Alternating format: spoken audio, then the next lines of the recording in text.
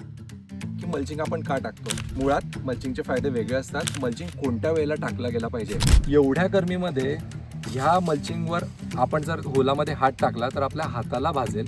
मल्चिंगवर पपईची लागवड करावी की नाही. मल्चिंगवर पपईची लागवड करावी की नाही, योग्य की अयोग्य. मित्रांनो, याच्याविषयी आपण आज चर्चा करणार आहोत. मुळात आपण एक समजून घेऊया की मल्चिंग आपण का टाकतो. तर साध्या शेतकऱ्याच्या भाषेत आपल्याला असं वाटतं की मला तण नको आहे, मला निंदणी नको आहे, म्हणून मी मल्चिंग टाकतो. मुळात मल्चिंगचे फायदे वेगळे असतात. मल्चिंग आपण याच्यासाठी टाकतो कारण मल्चिंगच्या खाली प्रॉपर तुमचा वापसा मेंटेन होतो. पांढऱ्या मुळांची संख्या प्रचंड असते आणि जे झाड तुमचं 7व्या महिन्यामध्ये उत्पन्न देणार आहे ते 6.5 महिन्यामध्ये 6 महिन्यामध्ये त्याची हार्वेस्टिंग चालू होते. जसं की केळीचं उदाहरण आपण बघितलं आहे की केळी जेव्हा मल्चिंगवर लावली जाते तेव्हा ती कमीत कमी 15 ते 20 दिवस अगोदर हार्वेस्टिंगला येते.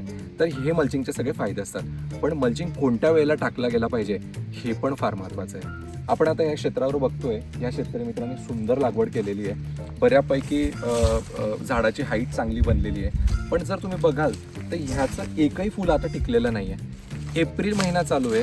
ह्या एप्रिल महिन्यामध्ये ऊन प्रचंड आहे. ह्या उन्हामुळे मल्चिंगच्या खालचं तापमान वाढलेलं आहे. मल्चिंगच्या खालचं तापमान वाढल्यामुळे मल्चिंग तापलं आहे आणि तो मल्चिंग आपल्या ह्या फुलाला चटका देतोय.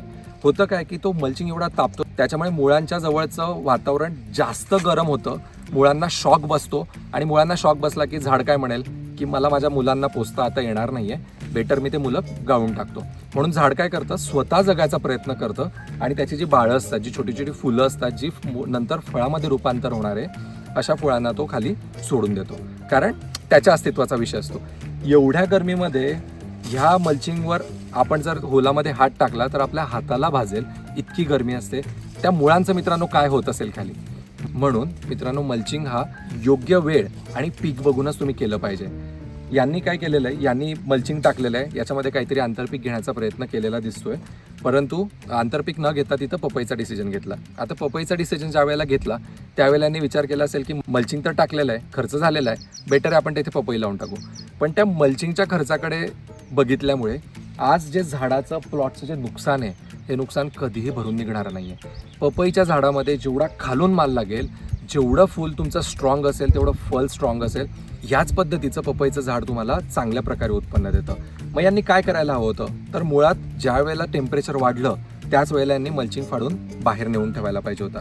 आता इथं काय झालंय, कॅनोपी पूर्ण डेव्हलप झालेली नाहीये. पपईचं पान 9 फुटापर्यंत मोठं होतं, पपईचं मुळं साधारण 10 फुटापर्यंत जातात.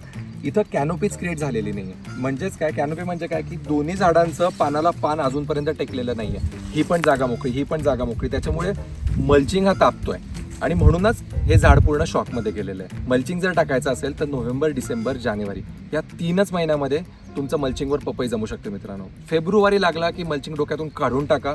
फेब्रुवारी नंतरची मल्चिंगची लागवड अजिबात यशस्वी होत नाही. आम्ही सगळे प्रयोग करून झालेले आहे, त्याच्यामुळे त्याच्या मोहात पडू नका.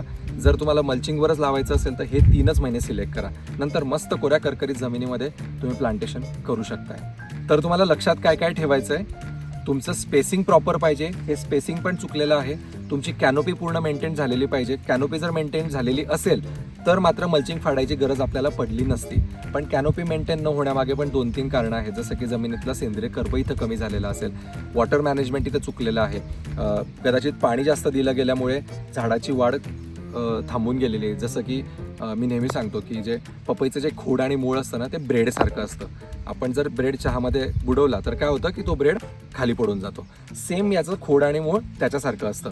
याला जर अति पाणी झालं तर ते कुजायला सुरुवात होते. मग कुजायला सुरुवात झाल्यामुळे काय होईल की झाड स्वतःची वाढी थांबवून गेली. त्यामुळे तुमचं 2 झाडांमधलं अंतर, तुमचा लागवडीचा वेळ आणि तुमची तयार झालेली कॅनोपी याच्यावर तुम्हाला ठरवायचं आहे मला मल्चिंग ठेवायचं आहे की नाही. आणि नवीन लागवड असेल तर जसं मी सांगितलं नोव्हेंबर, डिसेंबर आणि जानेवारी या 3 महिन्यामध्ये जर लागवड करत असाल तरच मल्चिंगचं प्लॅनिंग करा. आता या ठिकाणी आपण बघतोय की शेतकऱ्यांनी पूर्ण मेहनत घेतलेली आहे. त्याने प्रॉपर रोपं लावलेली आहे, प्रॉपर बेड केलेले आहे, डबल लॅटरल टाकलेली आहे, सगळं केलेलं आहे. परंतु ह्या एका चुकीमुळे हे पूर्ण शून्य आहे मित्रांनो. बघा, 6 महिन्याची पूर्ण मेहनत ही वाया गेलेली आहे. कारण पूर्ण वरपर्यंत झाडाला एकही फूल टिकलेलं नाही आहे, फक्त आणि फक्त मिसमॅनेजमेंटमुळे. फूल बघा, फूल तयार झालं पण पूर्ण कडक होऊन गेलेलं आहे आणि गळून जात आहे. प्लॉट किती छान असला परंतु अशा प्लॉटचं उत्पन्न येणं हे अशक्यच. उत्पादन किती घ्यायचं हे आपल्या हातात आहे, परंतु मार्केटचे रेट आपल्या हातात नाही. म्हणून एक एक पैसा कसा वाचेल याच्याकडे आपलं लक्ष राहिलं पाहिजे. म्हणून व्यवस्थित अभ्यास करूनच लागवडीचा निर्णय घ्या. व्हिडिओ आवडला असेल तर चॅनलला नक्की सबस्क्राईब करा. भेटूया पुढच्या व्हिडिओमध्ये. Thank you so much.